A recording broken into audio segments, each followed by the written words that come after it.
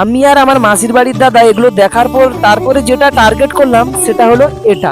হ্যাঁ, টার্গেটটা আমি করিনি, মাসির বাড়ির দাদাই করেছিল। সে একটু জোর করার জন্য আমিও যাব এটার উপর। নাগরদোলার মতো এইটাকে কি বলে আমি জানি না।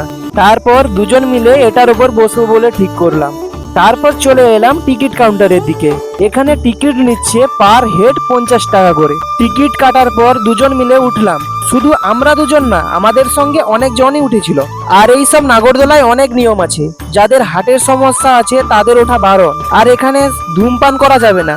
আর প্রধান কারণ হলো এখানে নেশাগ্রস্ত অবস্থায় ওঠা নিষেধ, মানে মদ্যপান করে ওঠা নিষেধ। আর এখানে বসে আমার ভয়ের মধ্যেই এক্সাইটিং কাজ করছিল। আর মাসির বাড়ি দাদা এমন চিৎকার করছে তার গলার ভয়েসই বসে যাচ্ছিল।